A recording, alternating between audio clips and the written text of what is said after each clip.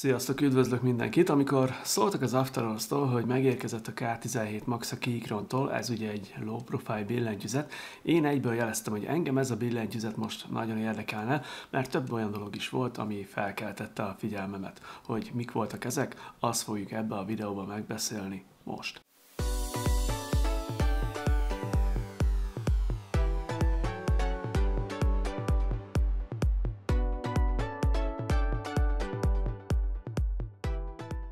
A billentyűzet csomagolása most is első osztály volt, a vékony külső borításon a 96%-os kiosztás rajza lesz látható.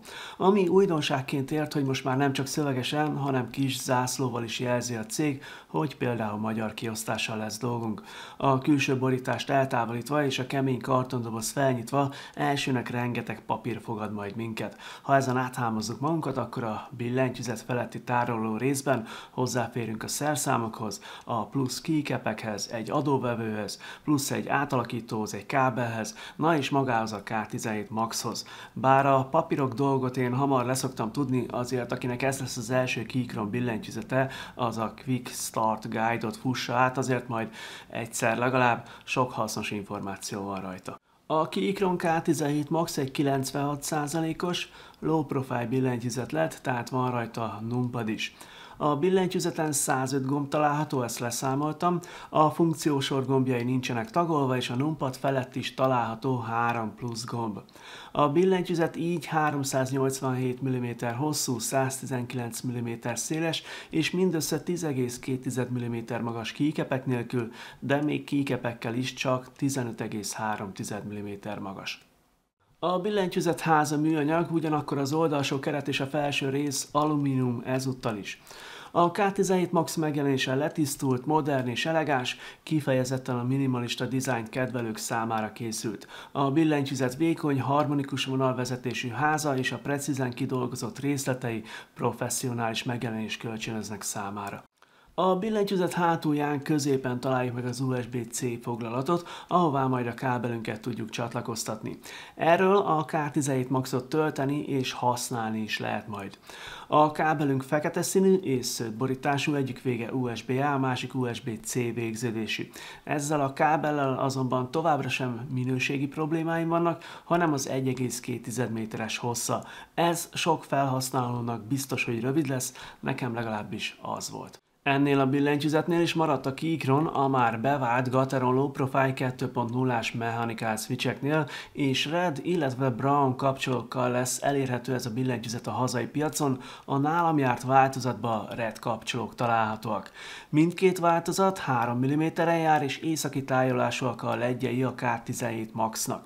Ezek a kapcsolók bármikor cserélhetőek, mert a billentyűzet hardszwap-es, és akár később a Blue vagy Banana kapcsolókat is be tudjuk építeni. A dobozban található két szerszám is ismerős lesz, a műanyag nyelővel tudjuk majd a keycapeket eltávolítani, a teljesen fém változattal tudjuk a kapcsolókat kiemelni. A hazai piacra szánt változat ismét ABS Shine True Low Profile keycapeket kapott, szóval akinek fontos az átvilágítás, itt most megkapja ezeket. De persze a lényeg megint az lesz, hogy ezek a keycapek magyar feliratot kaptak. Tetszett a színek visszafogott kombinációja, a kétféle szürke szín használata a K17 Max esetében. A 96%-os kiosztás mellett a másik kedvencem volt a jobb felső sarokban található knob. Az eddig nálam járt Keychron Low Profile változatok egyikén sem volt még ilyen knob, és én ezt valahol el is könyveltem magamba, hogy ezekre a billentyűzetekre ez a cég nem tesz ilyen tekerőt, szóval én ennek nagyon örültem. Ez a knob azonban a szokásos Keychron knob lesz, szépen megmunkált fémfelület és kellően taktilis tekerés vár ránk, ha a hangerőt állítjuk. Persze a szoftverben ennek a működése is átállítható lesz. Elérkezett az idő, hogy meghallgassuk a Keychron ezen billentyűzetét, jöjjön a hangteszt.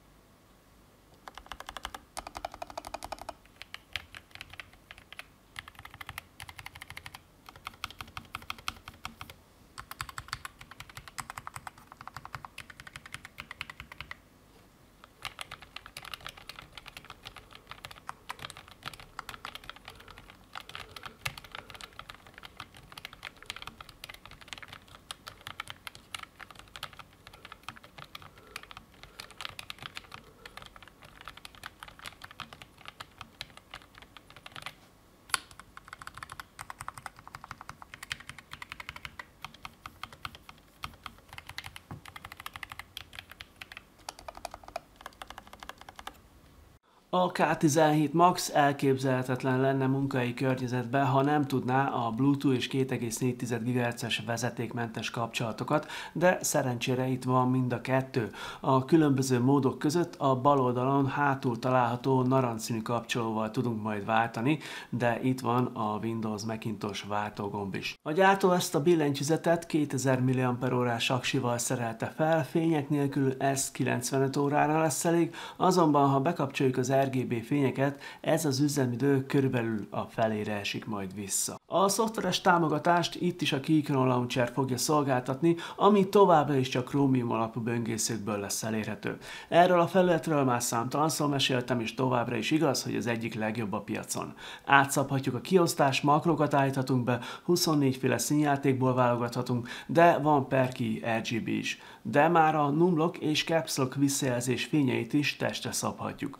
Külön tetszett, hogy végre az Auto Sleep mód idejét és a háttérvilágítás leállítását is külön szabályozhatjuk. Szóval nem gondoltam volna, de a Keychron képes volt újabb szintre léptetni az amúgy is kiváló szoftverét. Bár én a Keychron low profile billentyűzeteire mindig is olyan munkaeszközként tekintettem, azért biztos lesz olyan, aki játszani is fog rajta. Jó hír, hogy a K17 Max támogatja az NKRO-t, és vezetékes, illetve 2,4 GHz-es üzemmódban 1K polling rate értékre is képes lesz. Összegzésképpen elmondhatom, hogy a K17 Max-szal én nagyon elégedett voltam, jó volt rajta gépelni, ez ugye köszönhető a jó stabilizátoroknak, illetve, hogy a Keychron fektetett időt abba, hogy ez a billentyűzet jól szóljon a belső szivacsoknak és egyéb megoldásoknak köszönhetően. Apróság, de nekem bejött, hogy ennél a 96%-os kiosztásnál szerencsére hagytak egy üres helyet a kurzornyilak mellett. Ennek köszönhetően sokkal hamarabb talált rá a kezem a már említett nyilakra és a mellette lévő numpadra.